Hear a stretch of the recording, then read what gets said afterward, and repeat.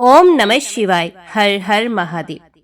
आप सभी को सोमवार व्रत की हार्दिक शुभकामनाएं।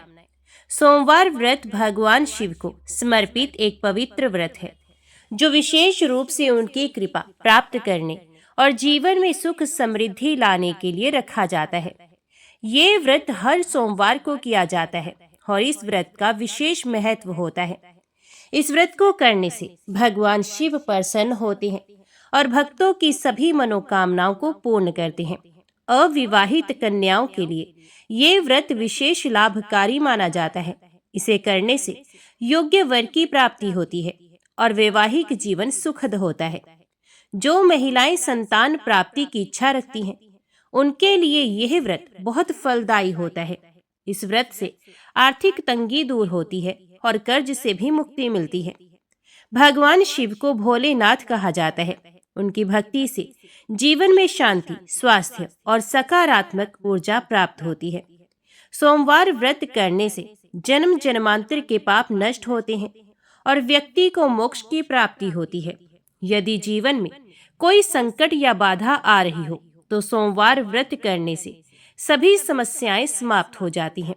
इस व्रत को करने के लिए प्रातः स्नान कर स्वच्छ वस्त्र धारण करें और व्रत का संकल्प लें। घर या शिव मंदिर में जाकर भगवान शिव का जल, दूध, दही, शहद, बेलपत्र और गंगा जल से अभिषेक करें। ओम नमः शिवाय मंत्र का जाप करें और शिव चालीसा का पाठ करें। दिन भर फलाहार करें और निराहार व्रत भी रखा जाता है। शाम के समय फिर से भगवान शिव की पूजा करें और सोमवार व्रत कथा को पढ़ें अथवा सुनें। शिव आरती करें और प्रसाद वितरण करें। अगले दिन प्रातः किसी ब्राह्मण या जरूरतमंद को भोजन कराकर व्रत का पारण करें। ये व्रत हर सोमवार किया जाता है या फिर 16 सोमवार तक लगातार यह व्रत करने से विशेष फल की प्राप्ति होती है। और श्रावण मास में किए जाने वाले सोमवार व्रत का भी विशेष महत्व होता है। सोमवार व्रत भगवान शिव की कृपा पाने और जीवन में सुख समृद्धि लाने का एक उत्तम साधन है। जो भी श्रद्धालु इसे श्रद्धा और भक्ति के साथ करता है, उसे भगवान शिव का आशीर्वाद प्राप्त होता है और उसके जीवन की सभी परेशानियां दूर हो जाती हैं। अभी सुनिए सोमवार की पौराणिक व्रत कथा। आर्याव्रत में चित्रवर्मा नाम से प्रसिद्ध एक राजा थे।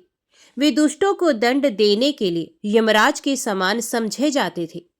वे धर्म मर्यादाओं के रक्षक, कुमार्गामी पुरुषों को दंड देकर राह पर लाने वाले, समस्त यज्ञों का अनुष्ठान करने वाले और शरणार्थियों की रक्षा करने में समर्थ थे। भगवान शिव और विष्णु में उनकी बड़ी भक्ति थी। राजा चित्रवर्मा ने अनेक परम पराक्रमी पुत्रों को पाकर अंत में एक सुंदर मुख वाली कन्या प्राप्त की। एक दिन राजा ने जातक के लक्षण जानने वाले श्रेष्ठ ब्राह्मणों को बुलाकर कन्या की जन्म कुंडली के अनुसार भावी फल पूछे। तब उन ब्राह्मणों में से एक बहुज्ञ विद्वान ने कहा, महाराज, यह आपकी कन्या सीमंतनी नाम से प्रसिद्ध होगी।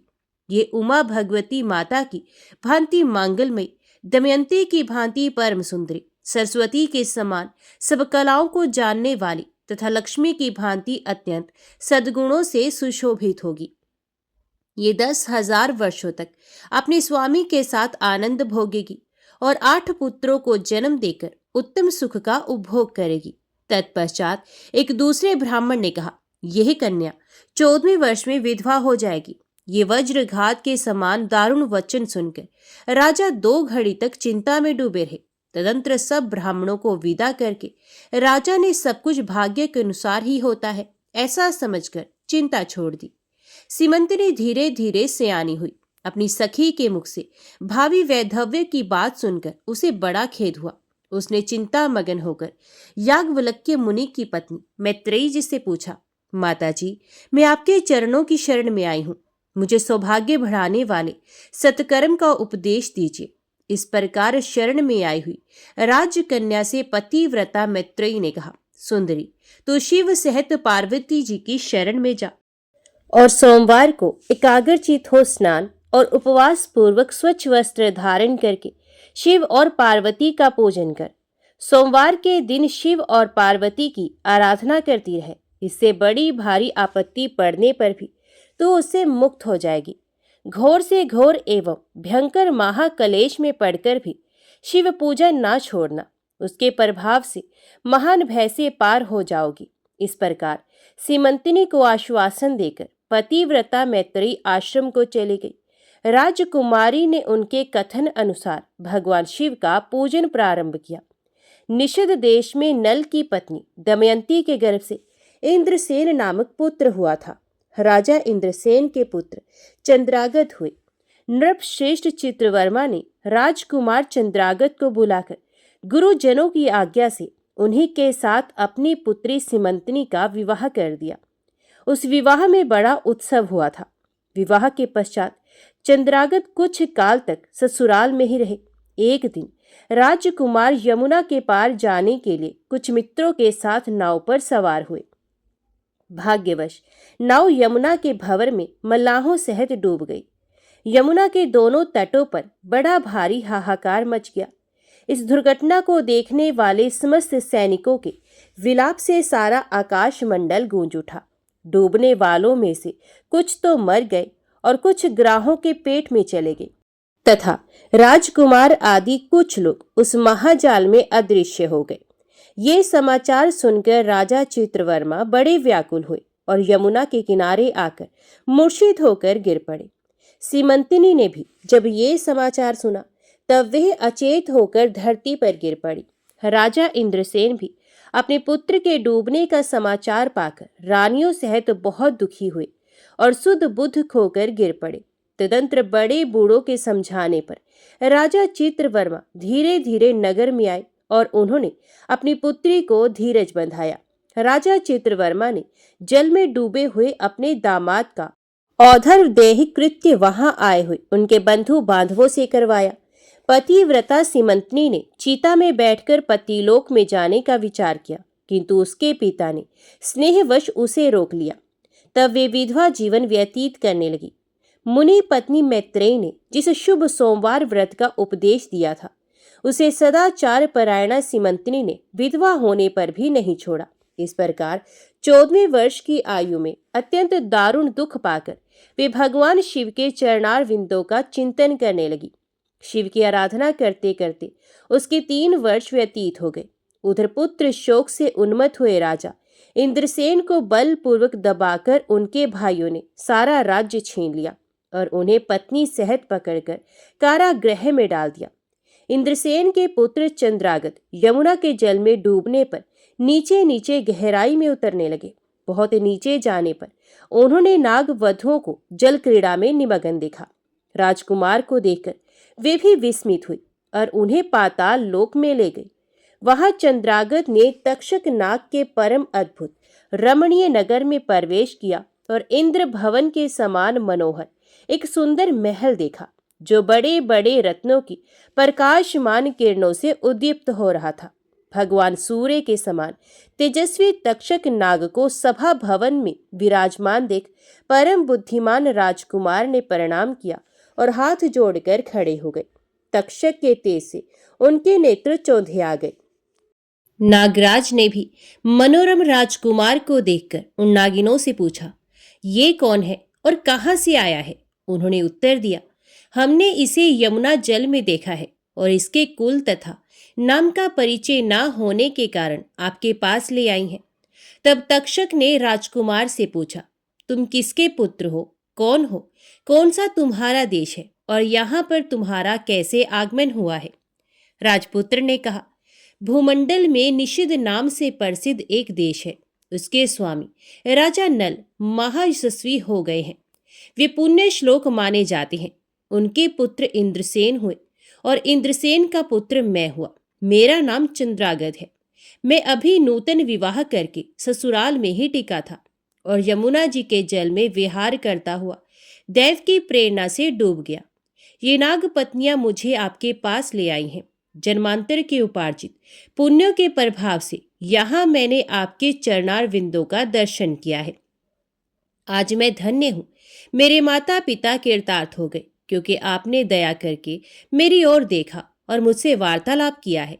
इस प्रकार अत्यंत मनोहर उदारतापूर्ण वचन सुनकर तक्षक ने कहा, राजकुमार, तुम भय न करो, धैर्य रखो और बताओ, तुम संपूर्ण देवताओं में किसकी पूजा करते हो?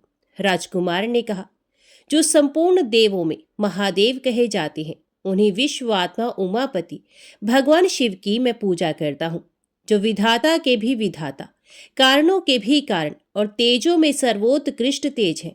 वे भगवान शिव मेरी परम गति हैं, जो अत्यंत निकट होकर भी पाप से दूषित चित्त वाले पुरुषों के लिए बहुत दूर है, तथा जिनके तेज की कोई सीमा नहीं, जो अग्नि, भूमि, वायु, जल और आकाश में भी स्थित है। ये विश्वात्मा भगवान सदाशिव हम सबके लिए परम पूजनीय है, जो संपूर्ण भूतों के साक्षी, सबकी आत्मा में स्थित रहने वाले परमेश्वर तथा निरंजन है।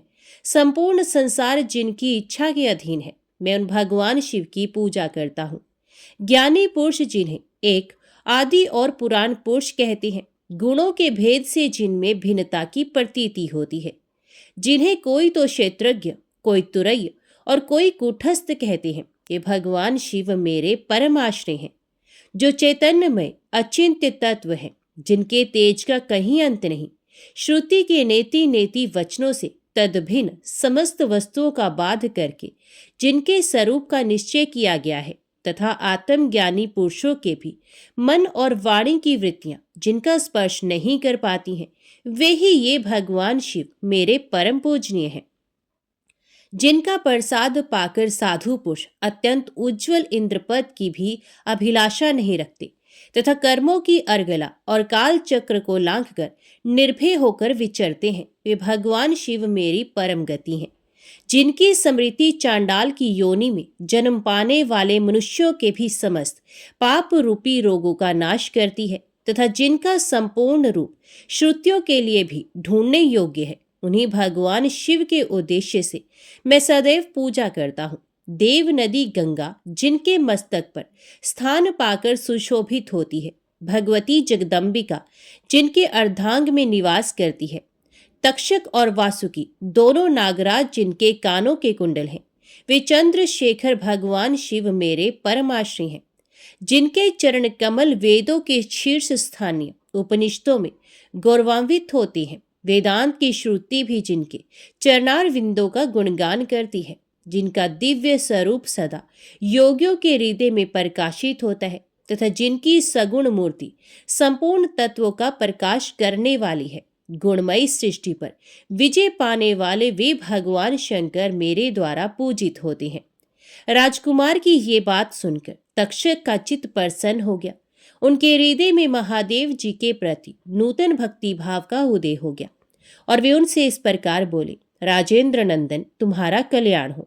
मैं तुम पर बहुत प्रसन्न हूँ, क्योंकि तुम बालक होकर भी सर्वोत्कृष्ट परात्पर शिव तत्व को जानते हो। देखो, ये रत्न में लोक है, ये मनोहर नेत्रों वाली युवतियां हैं, ये मनोवांछित कामना पूर्ण करने वाले कल्प वृक्ष हैं, तथा ये अमृत रूपी जल से भरी हुई बावलियां हैं।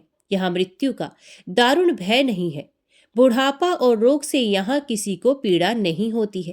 तुम इच्छा अनुसार यही रहो और यथा योग्य सुख भोगों का उपभोग करो।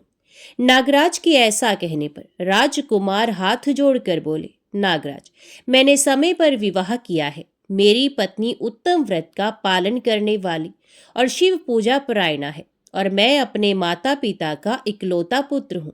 वे सब लोग इस समय मुझे मरा हुआ मानकर महान शोक से घिर गए होंगे, अतः मुझे किसी प्रकार भी यहाँ अधिक समय तक नहीं ठहरना चाहिए। आप कृपा करके मुझे उसी मनुष्यलोक में पुनः पहुंचा दे। नागराज तक्षक ने कहा, राजकुमार, तुम जब जब मेरी याद करोगे तब तब तुम्हारे सामने प्रकट हो जाऊंगा। ऐसा कहकर उन्होंने राजकुमार को एक सुंदर अश्व भेंट किया, जो इच्छा के अनुसार चलने वाला था। अनेक प्रकार के द्वीपों, समुद्रों और लोकों में उसकी अप्रतिहत गति थी। इसके सिवा उन्हें रत्न में आभूषण, दिव्य वस्त्र एवं दिव्य अलंकार भेंट किए। उनकी सहायता के लिए सारी व्यवस्था करने के पश्चात तक्षक ने जाओ कहकर प्रेम पूर्वक उन्हें विदा किया। चंद्रांगत उस घोड़े पर सवार हो निकले और थोड़ी ही देर में यमुना के जल से बाहर आकर उस दिव्य अश्व पर चढ़े हुए नदी के रमणीय तट पर घूमने लगे। इसी समय पतिव्रता सिमंतनी अपनी सखियों से घिरी हुई वहां स्नान करने के लिए आई। उसने यमुना के तट पर मनुष्य रूपधारी नागकुमार के साथ भ्रमण करते हुए राजकुमार चंद्रागत को देखा। दिव्य अश्व पर आरूढ़ हुए अपूर्व आकार वाले उन राजकुमार को देखकर वे उन्हीं की ओर दृष्टि लगाए खड़ी हो गई। उसे देखकर चंद्रागत ने भी मन ही मन विचार किया, जान पड़ता है इसे मैंने पहले कभी देखा है। तत्पश्चात वे घोड़े से उतरकर नदी के किनारे आ बैठे और उस सुंदरी को बुलाकर समीप बैठाकर पूछा, तुम कौन हो, किसकी स्त्री और किसकी कन्या हो? सीमंतनी लज्जावश स्वयं कुछ बोल ना सकी। तब उसकी सखी ने सब बातें बताई। इसका नाम सीमंतनी है। ये निषेध राज इंद्रसेन की पुत्र वधु, युवराज चंद्रागत की पत्नी और महाराज चित्रवर्मा की पुत्री है। दुर्भाग्यवश इसके पति इस महाजल में डूब गए। इससे वैधव्य का दुख प्राप्त करके यह बाला शोक से सूखती जा रही है। अत्यंत प्रबल शोक में ही इसने 3 वर्ष व्यतीत किए हैं। आज सोमवार है, इसलिए यहाँ यमुना जी के स्नान करने के लिए आई है। इसके ससुर का राज्य भी शत्रु ने छीन लिया है, बलपूर्वक उस पर अधिकार जमा लिया है और वे महाराज अपनी पत्नी के साथ उनकी कैद में पड़े हैं। ये सब होने पर भी ये निर्मल अंतकरण वाली सदाचार परायणा राजकुमारी प्रति सोमवार को अत्यंत भक्ति भाव के साथ पार्वती सहित महादेव जी की पूजा करती है। उत्तम व्रत का पालन करने वाली सीमंतनी ने अपनी सखी के मुख से सब बातें कहलवाकर स्वयं भी राजकुमार से पूछा, आप कौन हैं? आपके पार्श्ववर्ती ये दोनों पुरुष कौन हैं? आपने मेरे वृत्तांत को एक स्नेही की भांति क्यों पूछा है? महाबाहो, मुझे ऐसा जान पड़ता है कि पहले मैंने आपको कहीं देखा है। आप मुझे स्वजन की भांति प्रतीत होते हैं। इतना कहकर राजकुमारी सीमंतनी नेत्रों से आंसू की धारा बहाती हुई बहुत देर तक फूट फूट कर रोती रही और मूर्छित होकर पृथ्वी पर गिर पड़ी। अपनी प्रियतमा के शोक का कारण सुनकर चंद्रागत भी शोक से व्याकुल हो 2 घड़ी तक चुपचाप बैठे रहे। तदंतर सीमंतनी उठकर राजकुमार की ओर बारंबार निहारने लगी। उसने पहले देखे हुए अंग चिन्हों, स्वर आदि लक्षणों, अवस्था के प्रमाण तथा रूप रंग आदि की परीक्षा करके ये निश्चय किया कि ये अवश्य ही मेरे पति हैं, क्योंकि मेरा हृदय प्रेम से अधीर होकर इन्हीं में अनुरक्त हुआ है। परंतु क्या मुझ अभागिनी को अपने मरे हुए पति का दर्शन हो सकता है? ये स्वप्न है या भ्रम? अथवा मुनि पत्नी मैत्रेयी ने जो मुझे ये कहा था कि तुम भारी से भारी विपत्ति में पड़ने पर भी इस व्रत का पालन करती रहना, उसी का तो ये फल नहीं है। एक श्रेष्ठ ब्राह्मण ने मेरा 10,000 वर्षों का सौभाग्य बतलाया था। उन ब्राह्मण देवता का ये वचन अवश्य सत्य होगा, ये ईश्वर के बिना कौन जान सकता है। इधर प्रतिदिन मुझे मंगल सूचक शुभ शगुन दिखाई देते हैं। पार्वती देवी के प्राणनाथ भगवान शिव के प्रसन्न होने पर देहधारियों के लिए कौन सी वस्तु दुर्लभ हो सकती है? इस प्रकार भांति भांति से विचार करके उसका संदेह दूर हुआ। तब लज्जा से उसने अपना मुख नीचे की ओर कर लिया। उस समय राजकुमार ने कहा, भद्रे, मैं तुम्हारे पति के शोक संतप्त माता पिता से ये समाचार बतलाने के लिए जा रहा हूँ। तुम्हारा कल्याण हो, तुम्हारे पति तुमसे शीघ्र ही मिलेंगे। यों कहकर राजकुमार घोड़े पर सवार हुए और अपने दोनों सहायकों के साथ शीघ्र ही अपने राज्य में पहुंचे। वहां नागरोद्यान के समीप स्थित होकर उन्होंने नागराज के पुत्र को राज सिंहासन पर अधिकार जमाए बैठे हुए बंधुओं के समीप भेजा। नागकुमार ने शीघ्र जाकर उन सब से कहा, तुम सब लोग महाराज इंद्रसेन को अविलंब कारागृह से मुक्त करो और सिंहासन छोड़कर हट जाओ। महाराज के पुत्र चंद्रागत पाताल लोक से लौटकर यहाँ आए हैं। तुम आनाकानी ना करो, नहीं तो चंद्रागत के बाण तुम्हारे प्राण हर लेंगे। वे यमुना जी के जल में डूबकर नागराज तक्षक के घर जा पहुंचे थे। वहां से उनकी सहायता पाकर पुण्य इस लोक में लौटे हैं। नागकुमार की कही हुई ये सारी बातें सुनकर शत्रुओं ने भी बहुत अच्छा कहकर उनकी आज्ञा स्वीकार की और महाराज इंद्रसेन को उनके खोए हुए पुत्र के पुनः लौट आने का समाचार बताकर उनका सिंहासन उन्हें लौटा दिया। महाराज को प्रसन्न करके भी वे लोग भयभीत बने रहे। मेरा पुत्र आ रहा है, ये बात सुनकर राजा प्रेम के आंसू बहाते हुए आनंद में डूब गए। यही दशा महारानी की भी थी। तदंतर सब नागरिक, वृद्ध, मंत्री और पुरोहित आगे जाकर चंद्रागत से मिले और उन्हें हृदय से लगाकर महाराज के समीप ले आए। अपने भवन में प्रवेश करके अश्रु वर्षा करते हुए राजकुमार ने माता पिता के चरणों में प्रणाम किया। चरणों में पड़े हुए पुत्र को उठाकर राजा ने अश्रु सिक्त हृदय से लगा लिया। विक्रमश सब माताओं को प्रणाम करके उनका आशीर्वाद लेकर राजकुमार पुरवासियों से मिले और उन्होंने सबको यथा योग्य सम्मान दिया। उन्हें सबके साथ राजसभा में बैठकर अपना सब वृतांत पिता से निवेदन किया और नागराज तक्षक से मित्रता होने की भी बात बताई। राजकुमार का चित्र देख और सुनकर राजा इंद्रसेन हर्ष से विवल हो गए। उन्होंने अपने मन में यही माना कि मेरी पुत्र वधू ने भगवान महेश्वर की आराधना करके इस अनुपम सौभाग्य का अर्जन किया है। निषदराज ने ये मंगलमय वार्ता दूतों के द्वारा महाराज चित्रवर्मा को भी कहला दी। ये अमृतमय वार्ता सुनकर महाराज चित्रवर्मा आनंद से विवल हो गए और बड़े वेग से उठकर उन्होंने संदेश वाहकों को उपहार में बहुत धन दिया। फिर अपनी पुत्री को बुलवाकर उन्होंने उससे वैधव्य के चिन्हों का परित्याग करवाया और उसे नाना प्रकार के आभूषणों से विभूषित किया। तत्पश्चात समूचे राष्ट्र के गांव और नगर आदि में बड़ा भारी उत्सव हुआ और सब लोगों ने राजकुमारी सीमंतिनी के सदाचार की बड़ी प्रशंसा की। चित्रवर्मा ने इंद्रसेन के पुत्र चंद्रागत को बुलाकर सीमंतिनी को उनके साथ विदा कर दिया। चंद्रागत ने तक्षक के घर से लाए हुए रत्न आदि आभूषणों के द्वारा, जो मानव मात्र के लिए अत्यंत दुर्लभ है, अपनी पत्नी को अलंकृत किया। तपे हुए स्वर्ण के समान सुशोभित 40 कोस तक जाने वाली सुगंध से युक्त दिव्य अंगराग से सीमंतिनी की बड़ी शोभा हो रही थी। कमल के केसर के समान रंग वाले कल्प वृक्ष के पुष्पों से बनी हुई और कभी ना कुम्हलाने वाली माला भी सती सीमंतिनी की शोभा बढ़ा रही थी। इस प्रकार शुभ मुहूर्त में अपनी पत्नी को साथ लेकर श्वशुर की आज्ञा से चंद्रागत पुनः अपनी नगरी में आए। महाराज इंद्रसेन ने अपने पुत्र को राज सिंहासन पर बिठाकर तपस्या द्वारा भगवान शिव की आराधना करके योगी पुरुषों को उपलब्ध होने वाली उत्तम गति प्राप्त की। राजा चंद्रागत ने अपनी धर्म पत्नी सीमंतिनी के साथ 10,000 वर्षों तक नाना प्रकार के विषयों का उपभोग किया। उन्होंने 8 पुत्रों और 1 कन्या को जन्म दिया। सीमंतिनी प्रतिदिन भगवान महेश्वर की पूजा करती हुई अपने स्वामी के साथ सुखपूर्वक रहने लगी। उसने सोमवार व्रत के प्रभाव से अपना खोया हुआ सौभाग्य प्राप्त कर लिया।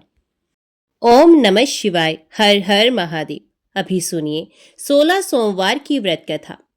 एक बार भगवान शिवजी पार्वती जी के साथ भ्रमण करते हुए मृत्यु लोक की अमरावती नगरी में पहुंचे। उस नगर के राजा ने भगवान शिव का एक विशाल मंदिर बनवा रखा था।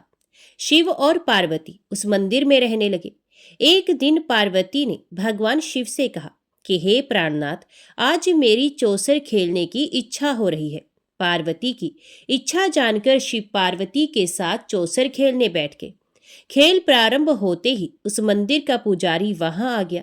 माता पार्वती जी ने पुजारी जी से पूछा कि हे पुजारी जी, यह बताइए कि इस बाजी में किसकी जीत होगी। तो ब्राह्मण ने कहा कि महादेव जी की, परंतु चौसर में शिव जी की पराजय हुई और माता पार्वती जी की जीत हुई। तब ब्राह्मण को उन्होंने झूठ बोलने के अपराध में कोढ़ी होने का श्राप दिया। शिव और पार्वती उस मंदिर से कैलाश पर्वत पर लौट गए। पार्वती जी के श्राप के कारण पुजारी कोढ़ी हो गया। नगर के स्त्री पुरुष उस पुजारी की परछाई से भी दूर दूर रहने लगे। कुछ लोगों ने राजा से पुजारी के कोढ़ी हो जाने की शिकायत की, तो राजा ने किसी पाप के कारण पुजारी के कोढ़ी हो जाने का विचार कर उस मंदिर से निकलवा दिया। उसकी जगह दूसरे ब्राह्मण को पुजारी बना दिया गया। कोढ़ी पुजारी मंदिर के बाहर बैठकर भिक्षा मांगने लगा। कई दिनों के पश्चात स्वर्गलोक की कुछ अप्सराएं उस मंदिर में पधारी और उसे देखकर अप्सराओं ने कारण पूछा। पुजारी ने उन्हें भगवान शिव और पार्वती जी के चौसर खेलने और पार्वती जी के शाप देने की सारी कहानी कह सुनाई।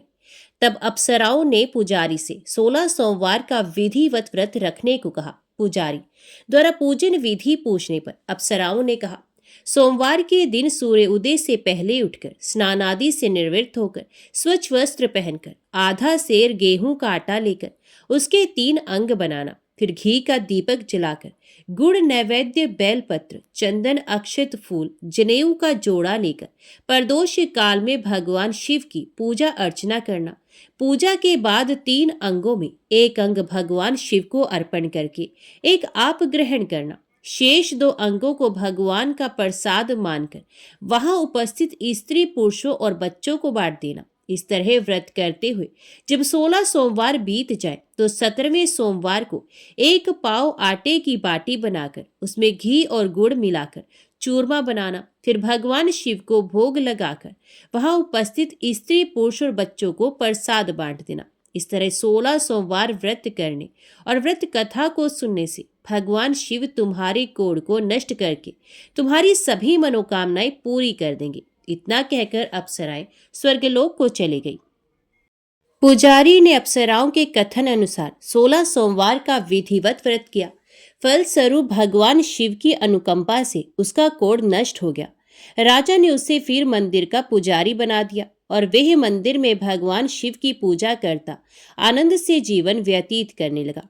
कुछ दिनों के बाद पुनः पृथ्वी का भ्रमण करते हुए भगवान शिव और पार्वती उस मंदिर में पधारे। स्वस्थ पुजारी को देखकर पार्वती ने आश्चर्य से उसके रोग मुक्त होने का कारण पूछा तो पुजारी ने उन्हें 16 सोमवार व्रत करने की सारी कथा कह सुनाई। पार्वती जी भी व्रत की बात सुनकर बहुत प्रसन्न हुई और उन्होंने पुजारी से उसकी विधि पूछकर स्वयं 16 सोमवार का व्रत प्रारंभ किया। पार्वती जी उन दिनों अपने पुत्र कार्तिकेय के नाराज होकर दूर चले जाने से बहुत चिंतित रहती थी।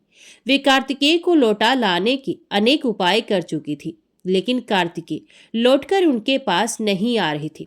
16 सोमवार का व्रत करते हुए पार्वती ने भगवान शिव से कार्तिकेय के लौटने की मनोकामना की। व्रत समापन के तीसरे दिन सचमुच कार्तिकेय वापस लौट आए। कार्तिकेय ने अपने हृदय परिवर्तन के संबंध में पार्वती जी से पूछा, हे माता, आपने ऐसा कौन सा उपाय किया था जिससे मेरा क्रोध नष्ट हो गया और मैं वापस लौट आया? तब पार्वती जी ने कार्तिकेय को 16 सोमवार के व्रत की कथा कह सुनाई। कार्तिकेय अपने एक ब्राह्मण मित्र ब्रह्मदत्त के परदेश चले जाने से बहुत दुखी थे। उसको वापस लौटाने के लिए कार्तिकेय ने 16 सोमवार का व्रत करते हुए ब्रह्मदत्त के वापस लौट आने की कामना प्रकट की। व्रत के समापन के कुछ दिनों के बाद मित्र लौट आया। ब्राह्मण ने कार्तिकेय से कहा, प्रिय मित्र, तुमने ऐसा कौन सा उपाय किया जिससे परदेश में मेरे विचार एकदम परिवर्तित हो गए और मैं तुम्हारा स्मरण करते हुए लौट आया? कार्तिकेय ने अपने मित्र को भी 16 सोमवार के व्रत की कथा विधि सुनाई। ब्राह्मण मित्र व्रत के बारे में सुनकर बहुत खुश हुआ और उसने भी व्रत किया। 16 सोमवार व्रत का समापन करने के बाद ब्रह्मदत्त विदेश यात्रा पर निकला। वह नगर के राजा हर्षवर्धन की बेटी राजकुमारी गुंजन का स्वयंवर हो रहा था। वहां के राजा ने प्रतिज्ञा की थी कि एक हथिनी यह माला जिसके गले में डालेगी वे अपनी पुत्री का विवाह उसी से करेगा। ब्राह्मण भी उत्सुकतावश महल में चला गया। वहां कई राज्यों के राजकुमार बैठे थे। तभी एक सजी धजी हथिनी सूंड में जयमाला लिए वहां आई। हथिनी ने ब्राह्मण के गले में जयमाला डाल दी। फलस्वरूप राजकुमारी का विवाह ब्राह्मण से हो गया। एक दिन उसकी पत्नी ने पूछा, हे प्राणनाथ, आपने कौन सा शुभ कार्य किया था जो उस हथिनी ने राजकुमारों को छोड़कर आपके गले में जयमाला डाल दी? ब्राह्मण ने 16 सोमवार व्रत की विधि बताई। अपने पति से 16 सोमवार का महत्व जानकर राजकुमारी ने पुत्र की इच्छा से 16 सोमवार का व्रत किया। निश्चित समय पर भगवान शिव की अनुकंपा से राजकुमारी के एक सुंदर सुशील व स्वस्थ पुत्र पैदा हुआ। पुत्र का नामकरण गोपाल के रूप में हुआ। बड़ा होने पर पुत्र गोपाल ने भी माँ से एक दिन प्रश्न किया कि मैंने तुम्हारे ही घर में जन्म लिया, इसका क्या कारण है? माता गुंजन ने पुत्र को 16 सोमवार व्रत की जानकारी दी। व्रत का महत्व जानकर गोपाल ने भी व्रत करने का संकल्प किया। गोपाल जब 16 वर्ष का हुआ तो उसने राज्य पाने की इच्छा से 16 सोमवार का विधिवत व्रत किया। व्रत समापन के बाद गोपाल घूमने के लिए समीप के नगर में गया।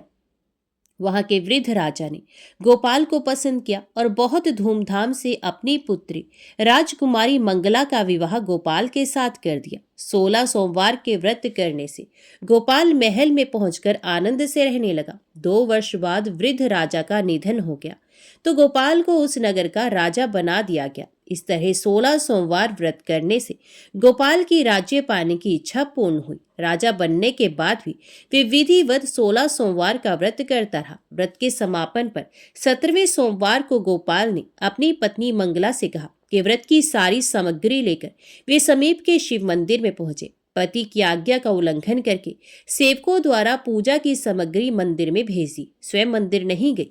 जब राजा ने भगवान शिव की पूजा पूरी की तो आकाशवाणी हुई, हे राजन, तेरी रानी ने 16 सोमवार व्रत का अनादर किया है, सो रानी को महल से निकाल दे, नहीं तो तेरा सब वैभव नष्ट हो जाएगा। आकाशवाणी सुनकर उसने तुरंत महल में पहुंचकर अपने सैनिकों को आदेश दिया कि रानी को दूर किसी नगर में छोड़ाओ। सैनिकों ने राजा की आज्ञा का पालन करते हुए उसे तत्काल घर से निकाल दिया। रानी भूखी प्यासी उस नगर में भटकने लगी। रानी को उस नगर में एक बुढ़िया मिली। ये बुढ़िया सूत काट कर बाजार बेचने जा रही थी, लेकिन इस बुढ़िया से सूत उठ नहीं रहा था। बुढ़िया ने रानी से कहा, बेटी, यदि तू मेरा सूत उठाकर बाजार तक पहुंचा दो और सूत बेचने में मेरी मदद करो तो मैं तुम्हें धन दूंगी। रानी ने बुढ़िया की बात मान ली, लेकिन जैसे ही रानी ने सूत की गठरी को हाथ लगाया तभी जोर की आंधी चली और गठरी खुल जाने से सारा सूत आंधी में उड़ गया। बुढ़िया ने उसे फटकार कर भगा दिया। रानी चलते चलते नगर में एक तेली के घर पहुंची। उस तेली ने तरस खाकर रानी को घर में रहने के लिए कह दिया, लेकिन तभी भगवान शिव के प्रकोप से तेली के तेल से भरे मटके एक एक करके फूटने लगे। तेली ने भी भगा दिया। भूख प्यास से व्याकुल रानी वहां से आगे गई और चल पड़ी। रानी ने एक नदी पर जल पीकर अपनी प्यास शांत करनी चाही तो नदी का जल उसके स्पर्श से सूख गया। अपने भाग्य को कोसती हुई रानी आगे चल दी। चलते चलते रानी एक जंगल में पहुंची। उस जंगल में एक तालाब था, उसमें निर्मल जल भरा हुआ था। निर्मल जल देखकर रानी की प्यास तेज हो गई, जल पीने लगी। रानी ने तालाब की सीढ़ियां उतरकर जैसे ही जल को स्पर्श किया तभी उस जल में असंख्य कीड़े उत्पन्न हो गए। रानी ने दुखी होकर उस गंदे जल को पीकर अपनी प्यास शांत की। रानी ने एक पेड़ की छाया में बैठकर कुछ देर आराम करना चाहा तो उस पेड़ के पत्ते पल भर में सूखकर बिखर गए। रानी दूसरे पेड़ के नीचे जाकर बैठी। जिस पेड़ के नीचे बैठती वही सूख जाता। वन और सरोवर की ये दशा देखकर वहां के गवाले बहुत हैरान हुए। गवाले रानी को समीप के मंदिर में पुजारी जी के पास ले गए। रानी के चेहरे को देखकर ही पुजारी जान गए कि रानी अवश्य किसी बड़े घर की है, भाग्य के कारण दर दर भटक रही है। पुजारी ने रानी से कहा, पुत्री, तुम कोई चिंता नहीं करो, मेरे साथ इस मंदिर में रहो, कुछ ही दिनों में सब ठीक हो जाएगा। पुजारी की बातों से रानी को बहुत सांत्वना मिली। रानी उस मंदिर में रहने लगी। रानी भोजन बनाती तो सब्जी जल जाती, आटे में कीड़े पड़ जाते, जल से बदबू आने लगती। पुजारी भी रानी के दुर्भाग्य से बहुत चिंतित होते हुए बोली, हे पुत्री, अवश्य ही तुझसे कोई अनुचित काम हुआ है जिसके कारण देवता तुझसे नाराज हैं और उनकी नाराजगी के कारण ही तुम्हारी ये दशा हुई है। पुजारी की बात सुनकर रानी ने अपने पति के आदेश पर मंदिर में ना जाकर शिव की पूजा नहीं करने की सारी कथा कह सुनाई। तो पुजारी ने कहा, अब तुम कोई चिंता मत करो, कल सोमवार है और कल से तुम 16 सोमवार के व्रत करना शुरू कर दो। भगवान शिव अवश्य तुम्हारे दोषों को क्षमा कर देंगे। पुजारी की बात मानकर रानी ने 16 सोमवार के व्रत प्रारंभ कर दिए। रानी सोमवार का व्रत करके शिव की विधिवत पूजा अर्चना की और व्रत कथा सुनने लगी। जब रानी ने 17वें सोमवार को विधिवत व्रत का समापन किया तो उधर उसके पति राजा के मन में रानी की याद आई। राजा ने तुरंत अपने सैनिकों को रानी को ढूंढकर लाने के लिए भेजा। रानी को ढूंढते हुए सैनिक मंदिर में पहुंचे और रानी से लौटकर चलने के लिए कहा। पुजारी ने सैनिकों से मना कर दिया और सैनिक निराश होकर लौट गए। उन्होंने लौटकर राजा को सारी बात बताई। राजा स्वयं उस मंदिर में पुजारी के पास पहुंचे और रानी को महल से निकाल देने के कारण पुजारी जी से क्षमा मांगी। पुजारी जी ने राजा से कहा, ये सब भगवान शिव के प्रकोप के कारण हुआ है, इतना कहकर रानी को विदा किया। राजा के साथ रानी महल में पहुंची। महल में बहुत खुशियां मनाई गई। पूरे नगर को सजाया गया। राजा ने ब्राह्मणों को अन्न, वस्त्र और धन का दान किया। नगर में निर्धनों को वस्त्र बांटे गए। रानी 16 सोमवार का व्रत करते हुए महल में आनंद पूर्वक रहने लगी। भगवान शिव की अनुकंपा से उसके जीवन में सुख ही सुख भर गए। 16 सोमवार के व्रत करने और कथा सुनने से मनुष्य की सभी मनोकामनाएं पूर्ण होती हैं और जीवन में किसी तरह की कमी नहीं होती है। स्त्री पुरुष आनंद पूर्वक जीवन यापन करते हुए मोक्ष को प्राप्त होती हैं। ओम नमः शिवाय। हर हर महादेव। अभी सुनिए शिव चालीसा पाठ। श्री गणेश गिरजा सुवन, मंगल मूल सुजान, कहत अयोध्या दास तुम, देहु अभय वरदान। जय गिरजापति दीन दयाला, सदा करत संतन प्रतिपाला। भाल चंद्रमा सोहत नीके, कानन कुंडल नाग फनीके। अंग गौर शिरगंग बहाय, मुंड माल तन छारे लगाए। वस्त्र खाल बागंबर सोहे, शवि को देख नाग मुनि मोहे। मैना मातु की होए दुलारी, बाम अंग सोहत शव न्यारी। कर त्रिशूल सोहत शव भारी, करत सदा शत्रुन शयकारी। नंदी गणेश सोहे तहि कैसे, सागर मध्य कमल है जैसे। कार्तिक श्याम और गणराव, या शवि को कह जात न गाओ। देवन जभी जाए पुकारा, तभी दुख प्रभु आप निवारा। किया उपद्रव तारक भारी, देवन सब मिल तुम्हें जुहारी। तुरत षडानन आप पठायो, लव निमेष में मार गिरायो। आप जलंधर असुर संहारा, सुयश तुम्हार विदित संसारा। त्रिपुरा सुरसन युद्ध मचाई, सबही कृपा कर लीन बचाई।